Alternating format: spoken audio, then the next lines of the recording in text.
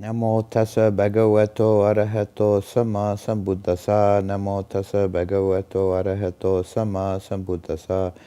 Namo tassa bhagavato arahato sama sambuddhassa. In the previous lecture, I spoke about the Third Council and the role of King Asoka and Mogali, son of Tissa, the bhikkhu who was the senior advisor to the king, and how they purged the Sangha of false monks and decided on what was the orthodox view, which was called at that time the Vibhajavadins. That was the primary business of the council and the reason it was called, but the council also followed the precedent of the first and second councils in having what is called a rehearsal, going through the entire canon to agree on the text. And at this time, this included the Pitaka of the Abhidhamma Pitaka. So it's considered that at the Third Council, the canon was closed. The one addition was made, a very important addition was made to the canon at that time. The book that's called Kathāvatthu, the Points of Controversy, the final book of the Abhidhamma and the final book of the canon, said to be composed by Mogali himself as a summary of the positions of the various schools that were deemed heretic and their refutation by the Vibhajavadins. May be that the text we have has some additional sections that were added later, but the bulk of the work dates to this time of the Third Council. It's translated in English as the Points of Controversy by the Polytext Society, and it was a joint effort by Shwe Zan Ong, Burmese, and Mrs. Rice Davids, British. The work is not organized in a completely logical fashion. It has the same sort of semi-random arrangement as most of the books in the Buddhist canon, but it does cover most of the existing schools. The most points against any one school are addressed to the Andakas, which is that school that was most in contact with the Theravadins later in Sri Lanka.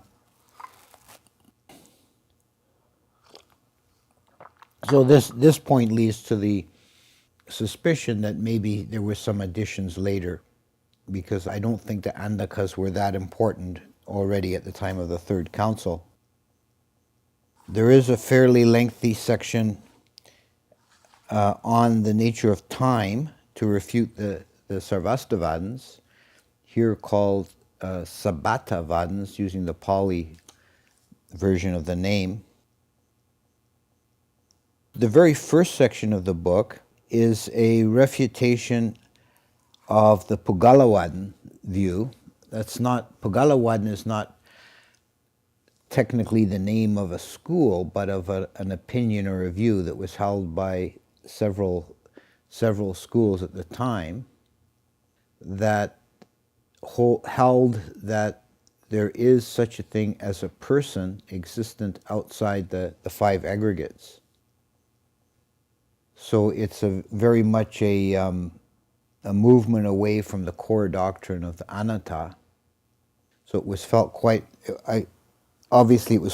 important to refute this view, and it's the refutations tackle the problem from a couple of different directions, which we see elsewhere through the book.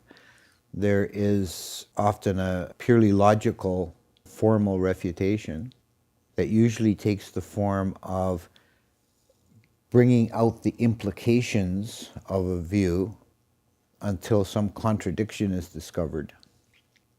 And then it'll say something like, what you said at the beginning does not match what you say at the end. You are refuted. The other line of argument is scriptural, to cite sutta references. And this is actually employed by both sides in many of the debates, quoting various statements of the Buddha to support or refute a view. There's also another fairly lengthy section on the nature of time, which is addressed to the Kathāvattans. And many other topics are covered. Many of them are very obscure points of Abhidhamma and the way causality works and the relation of different mental states and so on. There's also, early on in the book, actually in the second chapter, there is a refutation point by point of the five, or a version of the 5 points of Mahadeva, addressing the Mahasangikas, which we discussed earlier was the precursor of Mahayana and attempted to denigrate the accomplishment of the Arahant.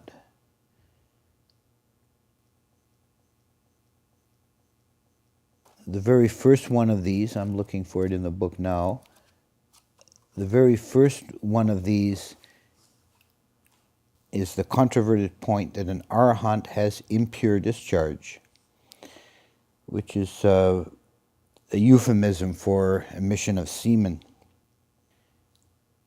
The Theravadan says, you contend that he may have, yet you deny that in an Arahant there remains any lust, sense desire, or assailing passion, any fetter, flood, bond, or hindrance of sensuality. But this denial commits you to negate your proposition. You admit that the average worldling may have this one and the other, both desire and physical result.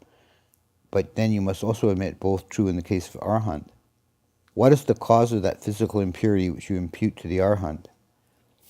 And the interlocutor, who is identified as a Pubbasilia, one of the schools that adhere to this Puggalawatan doctrine, says, the Devas of the Mara group convey it to the Arahant. Have then these Devas themselves that physical impurity? No, in them it is non-existent. Then you should not say that they convey it to the Arahant. From who do they convey it? Not, you affirm, from their own bodies, nor from that of the Arahant himself, nor from other beings, which is absurd. You deny also that they affect the conveyance through the pores of the body. Then you should also deny that they convey it at all. What do you allege is the reason of their conveying it? Their idea is, we shall cause doubt as to his attainment. Is there a doubt in an Arahant? If you reply no, then your argument falls through. If you reply yes, then you must admit that an Arahant may hold doubts about the teacher, the doctrine, the order, the ethical training, the beginning and end of time, either or both, and about things as happening through assignable causes, which is absurd. The average man holds doubts about such things, but an Arahant does not. And this argument goes on for some pages, which indicates that these 5 points of, and this is only the first of the 5 points, that these 5 points were considered important enough to address seriously, because this was, after all, the first major split in the Sangha. Another important topic is addressed, as we said, the Mahasamgikas. Besides denigrating the status of an Arahant, they exalted the state of a Buddha to a kind of deity-like position. And one of the controversies is addressed to the Vattulyakas, which was a group of Mahasamgikas, that said that it is not right to say the exalted Buddha lived in the world of mankind. They held that the Buddha never left to see to heaven, but only sent a nimitta, a created form to the earth, to an illusory form to promulgate the teachings. The Theravada reply is, but are there not shrines, parks, settlements, villages, towns, kingdoms, and countries mentioned by the Buddha?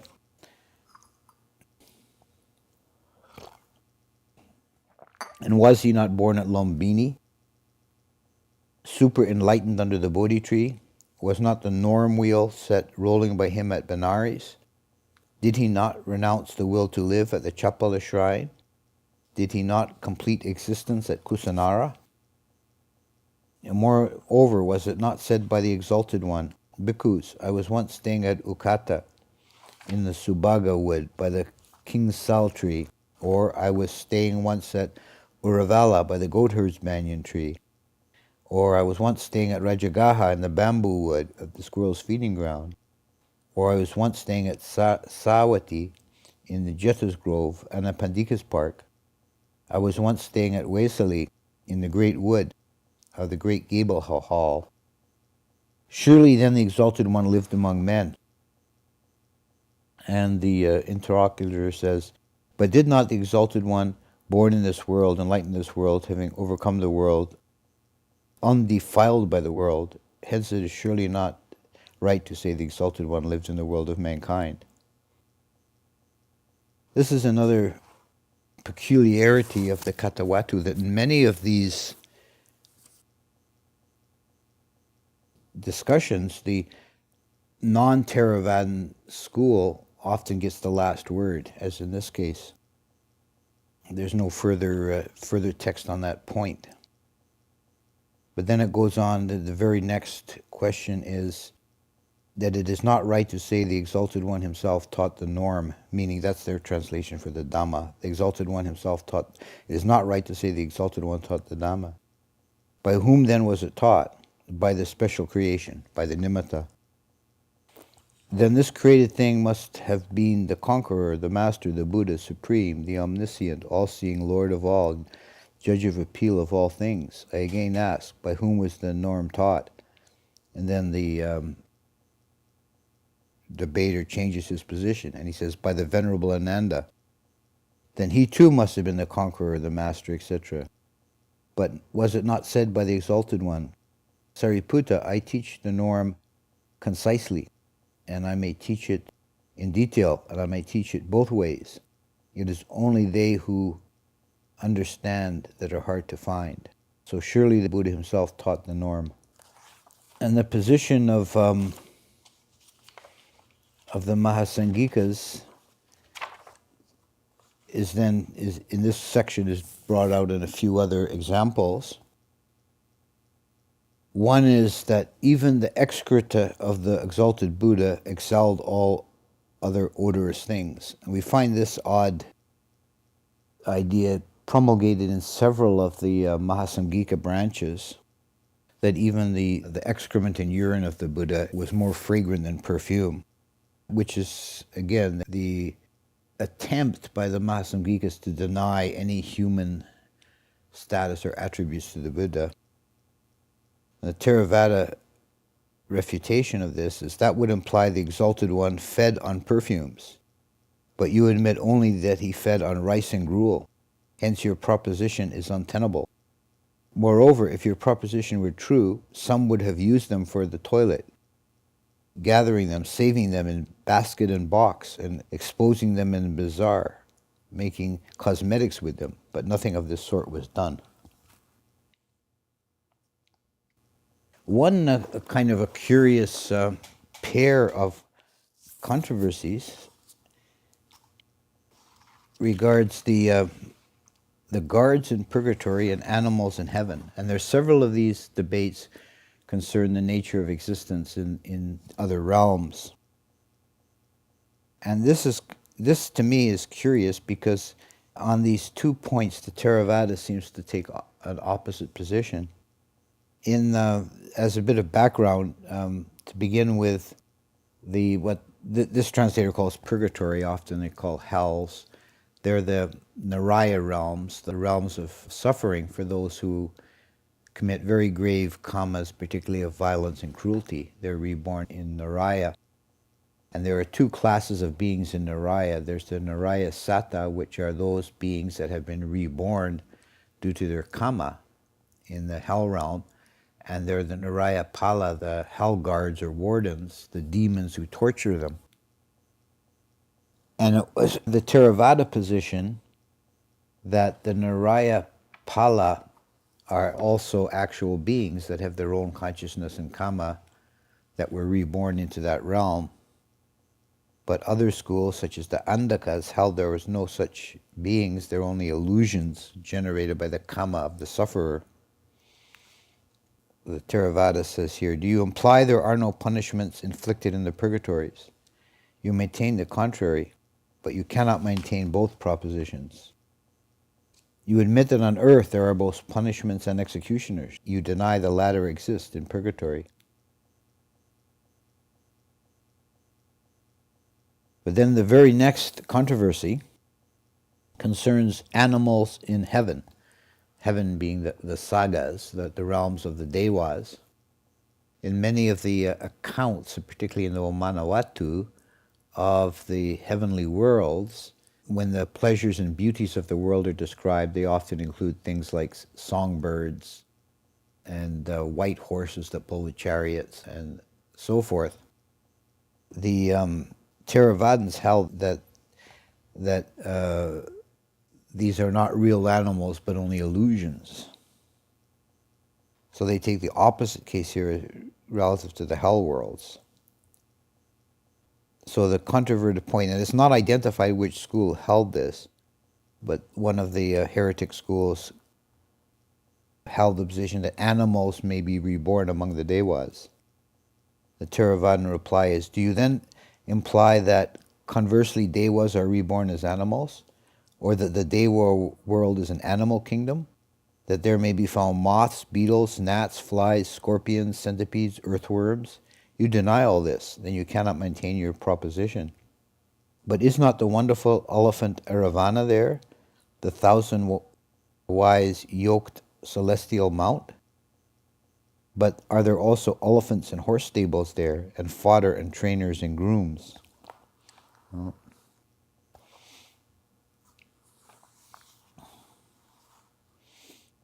it's not stated here, but elsewhere I've seen that the elephant of the gods, Erawana, that the gods go riding on, is said to actually be an ordinary dewa that can assume the form of an elephant when he chooses to serve the higher devas. There's a debate on the intermediate state. This is something that comes up continually in the history of Buddhism down to the modern times. There is a controversy about whether when a person dies, whether they are immediately reborn or there is some kind of intermediate state in which they exist. And we know in Tibetan Buddhism this has been elaborated into quite a system with the idea of the bardos. But many schools of Buddhism held that there is some kind of intermediate state, whereas the orthodox Theravada position, as found in the Abhidhamma and the commentaries, is that the moment of death is immediately followed by the moment of birth. And in the case of a womb-born birth, like a human birth, it's the moment of conception in the womb. It's immediately the next mind moment from death is rebirth or conception. This was denied by many of the schools, probably most of the schools, and there is some scriptural basis for postulating an intermediate state. There's the talk of the Gandhabba that seeks rebirth, and there's been scholarly articles written about that, what that might mean.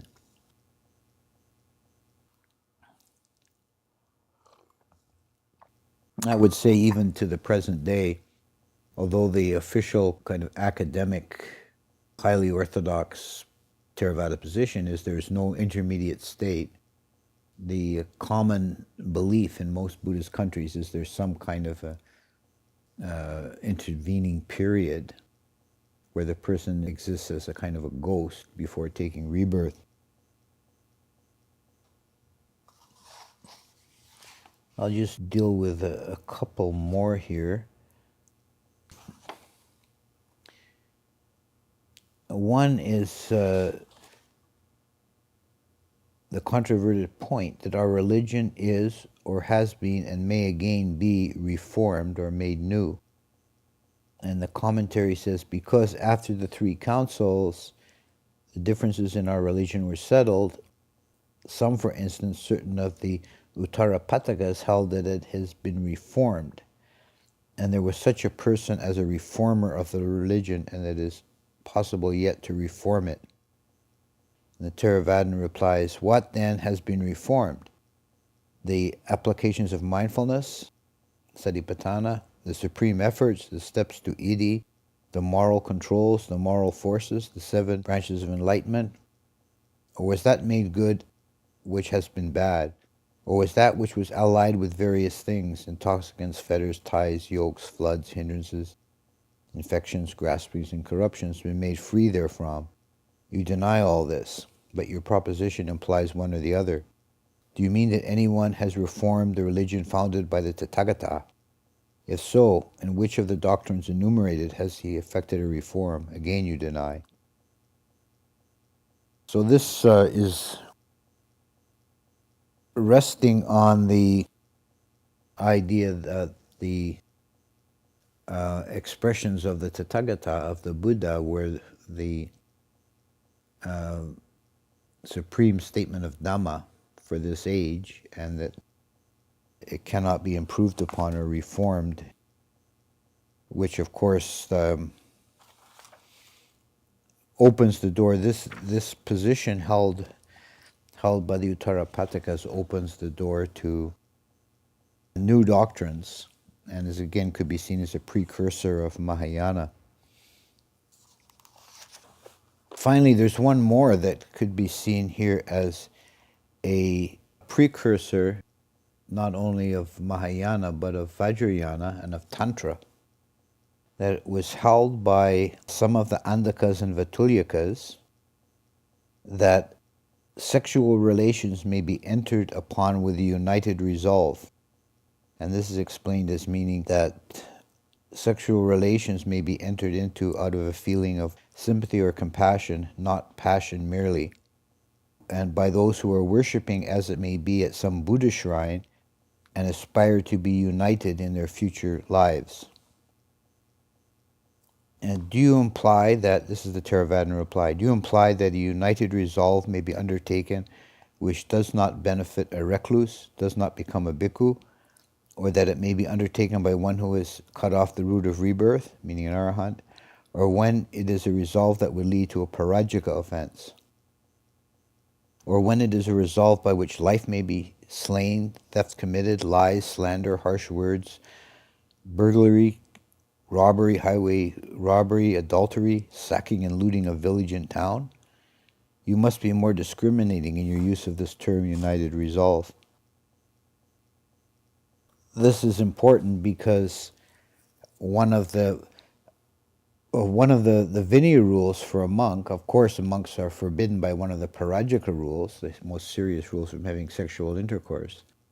But the only rule that touches on what a monk may teach or promulgate, it's a pachitya offense, a middling class offense, for a monk to teach that what has been declared by the Buddha as a hindrance is not a hindrance, meaning indulgence in sensuality. The one point that the Buddha felt was important enough to make a Vinaya rule regulating the teaching. So there were already some branches who were disregarding that and were opening the door to the kind of tantric approach. So this book is available, as I said, in English translation.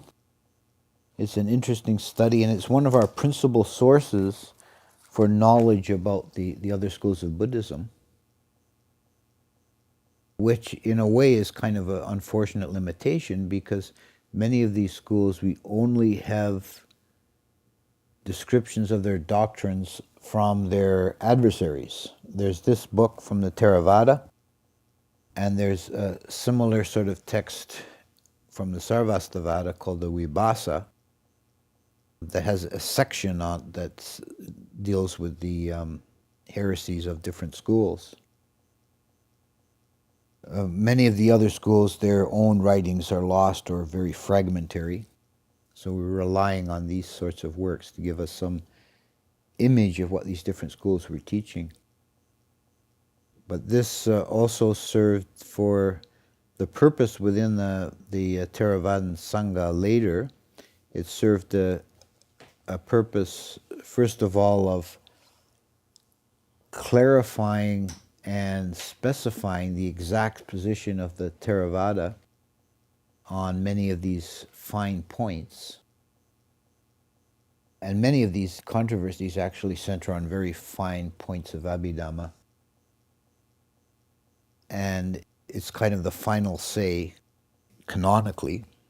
The commentaries then, of course, add another layer. And it also served as a debate manual, so that a bhikkhu who is encountering proponents of the other schools would come already prepared with arguments to attempt to debate and refute positions that were held to be heretical. So I just wanted to add this as a kind of addendum to the previous talk to complete the picture of the work of the Third Council.